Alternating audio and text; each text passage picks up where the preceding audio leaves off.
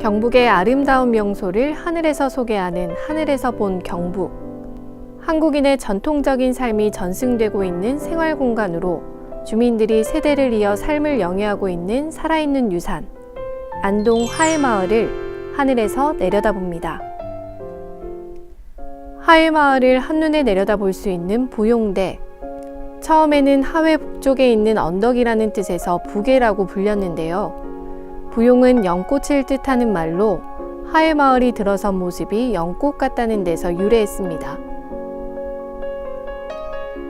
서쪽의 원지산과 북쪽의 부용대 사이가 낮아 겨울이면 세찬 북서풍의 피해를 받았던 하회마을. 이런 이유로 수려한 경관과는 상관없이 풍수지리상 그 기운이 너무 강해 마을을 이루지 못한다고 여겼는데요. 마을로 들어오는 차가운 기운을 막기 위해 조선 선조 때 망그루에 소나무를 심은 곳, 그곳이 지금의 만송정입니다.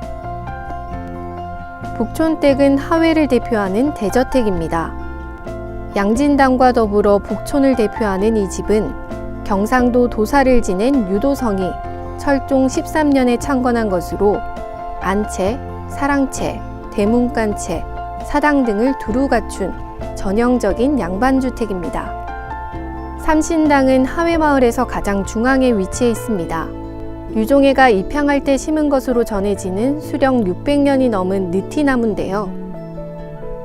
삼신당은 하회 주변의 선앙당, 국사당과 함께 가장 아래 위치한 하당으로 예전에는 하회 별신굿놀이에서 탈놀이 춤판이 가장 먼저 행해지던 곳이었습니다. 양진당은 연화부수형 형국의 화해마을에서 꽃술에 해당하는 자리에 있어 가장 명당 자리에 위치하고 있습니다.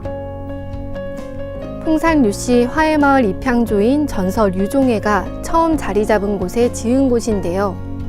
안채는 임진왜란 때 소실돼 그 이후 다시 지어졌고 화재로 손상된 흔적이 안채와 맞닿은 사랑채 부분에 남아 있습니다. 충효당은 서해 유성룡의 종택입니다.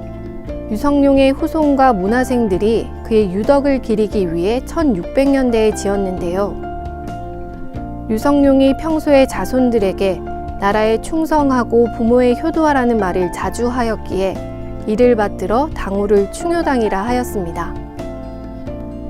하동고택에 담장을 끼고 남쪽 골목길로 접어들면 골목이 구부러지는 정면으로 새로 지은 정갈한 한옥집이 나타납니다.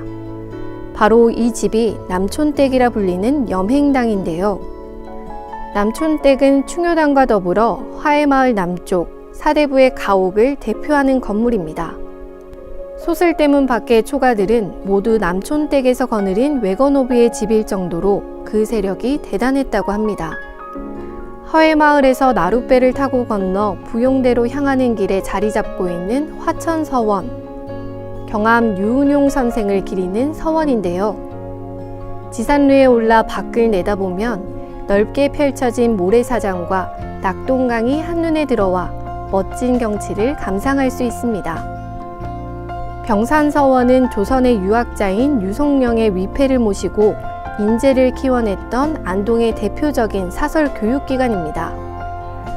특히 병산서원은 서원 건축의 백미라 불리는데요. 건물의 배치를 통해 병풍 속 그림처럼 주변의 풍광을 끌어들인 건축술이 그 이유를 뒷받침하고 있습니다.